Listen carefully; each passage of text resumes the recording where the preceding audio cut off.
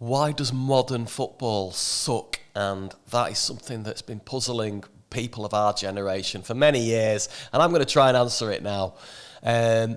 When I started going to football matches, you could pay on the gate for a ticket, and you could just turn up with your mates and pay cash on the turnstile and go through the gate and stand where you want. Now, obviously, all-seater stadiums came in, and that is what killed 80% of the atmosphere straight away.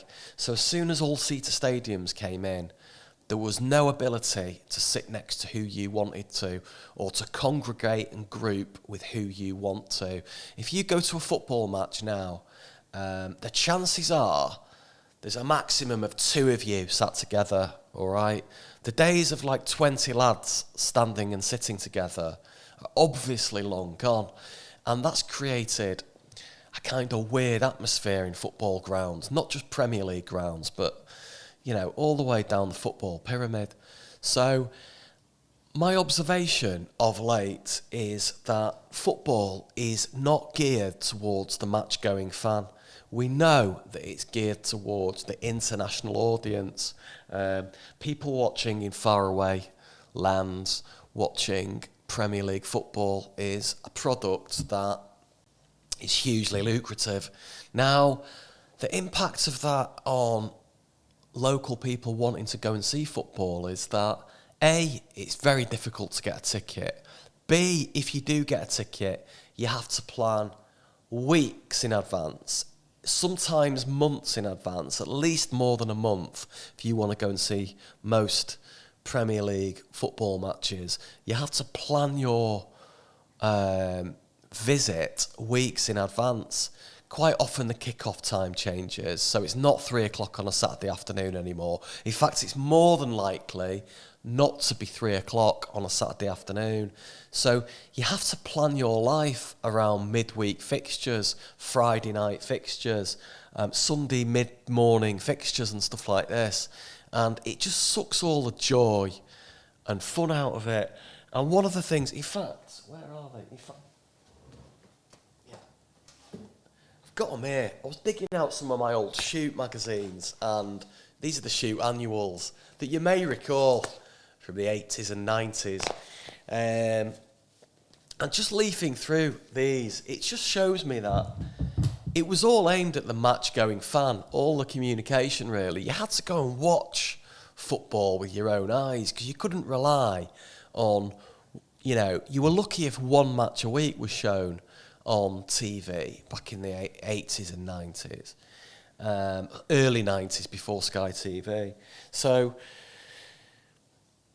2026 football, do you still go to it? Do you still get the same buzz as you used to? I certainly don't. There are no personalities in football anymore either. The character has been sucked out of them. The only people who have any kind of character are the managers, because they're the only ones that really are allowed to have any character, and the media builds a narrative around those characters as managers.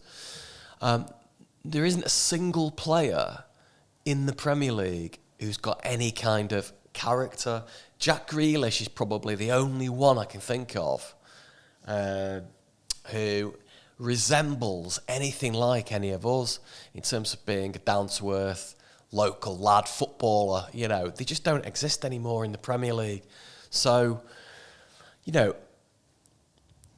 it's really, really sad. Most people's access now, most kids' access to football is on TV. It's not actually going to the game. I've been to matches where, I've been surrounded by people who've never been to a football match before, and treat it like some sort of trip to the theatre or a day out or a sort of touristy thing to do. And that's not just, the top Premier League clubs. That's a lot of clubs in England at the moment. So reading these Shoot annuals has really given me an insight into, what the world was like then. I mean, this one is taken. Let's show you this. This Shoot annual is 1987, this one. Mark Hughes and someone from Oxford United on the front cover here. Perhaps someone from Oxford can tell me who that is. But it's black and white, apart from the odd colour page. Most of it's black and white. Beautiful artwork, beautiful images of footballers wearing Adidas Copper Mundial boots, which are the greatest boots in the world. There's Schultz, you know. They're playing with a mitre football.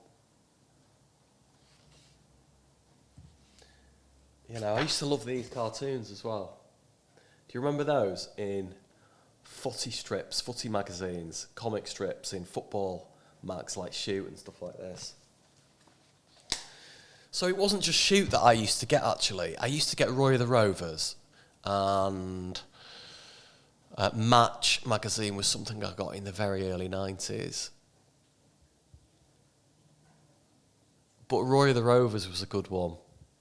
Melchester Rovers was his team. And I used to read things like Billy's Boots. I think that was in the Beano.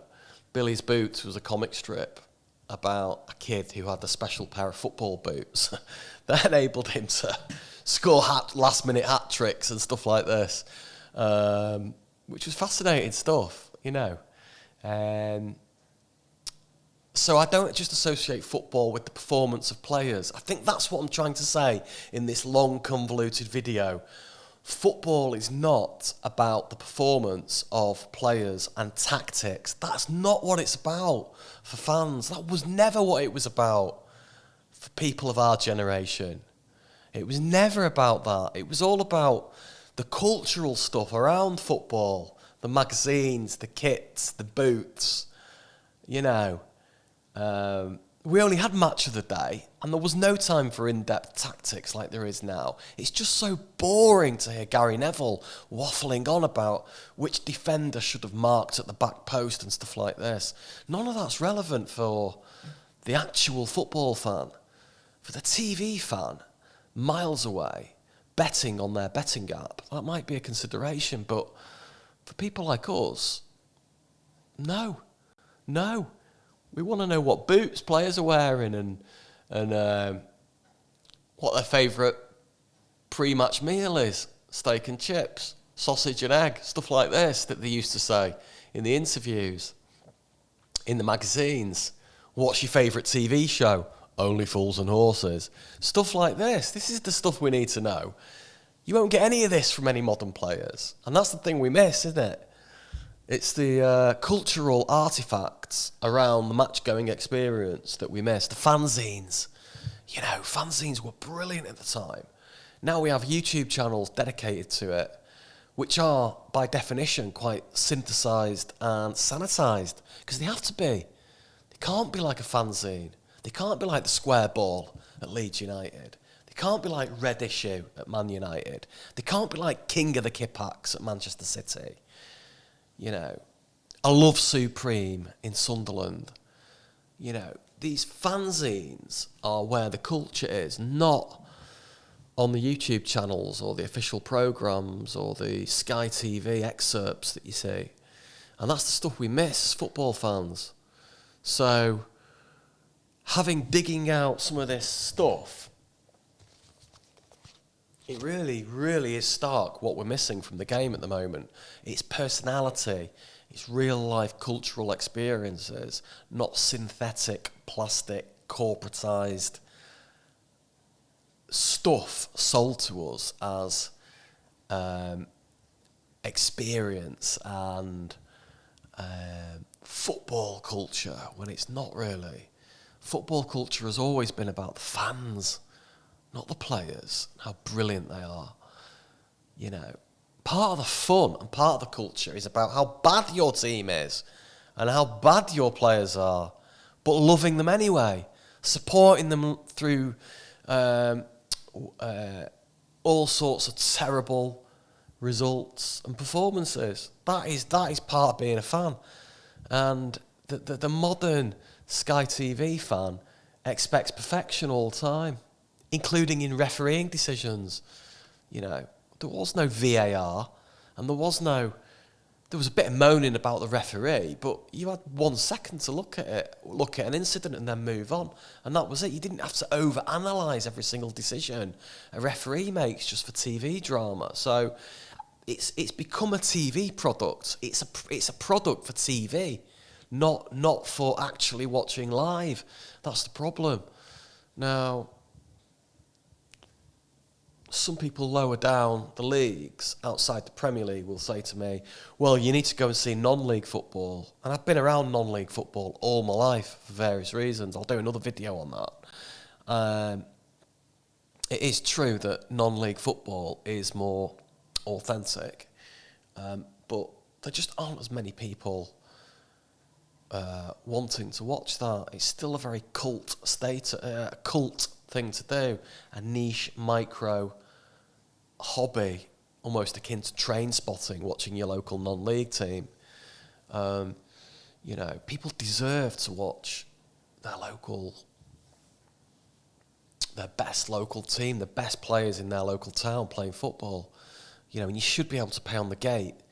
You know, even if they did it for school kids, that would be a good thing. You should be able to get the bus at 2:15 and turn up to the stadium and watch a football match. That's what you should be able to do now. You know, the best times at football are going to the match. They are the best times, not the actual 90 minutes. It's all a preamble. It's the day out, it's the meeting the lads and all the rest of it, and all the banter and all that sort of stuff. I noticed there was an article the other day about football pubs are dying. So if pubs are dying, I did a video on that the other day, then part of the match-going experience for fans, home and away, is to identify a pub that's suited for their fans. And even these football pubs are dying because people aren't going to the pub pre-match because it's not in their culture or heritage to do that. They're just basically getting into the stadium at 3:01 to watch the football. They're not even watching the players warm up. I remember we used to get in the stadium and watch players warm up. I used to run down at the front and sit on the railings, and there'd be a guy selling wagon wheels and hot Vimto walking around the perimeter of the pitch. And I'd have my fanzine because I always wanted the fanzine rather than the official programme, you know. Let me know what you think about modern day football. Is it still a goer? Do we need to get back to these days? Let me know in the comments below. Thanks for watching. I really do appreciate it. It means a lot to know that somebody has watched the end of this video. So thank you so much. And thanks for hearing my waffling on and on and on. I hope it wasn't too waffling.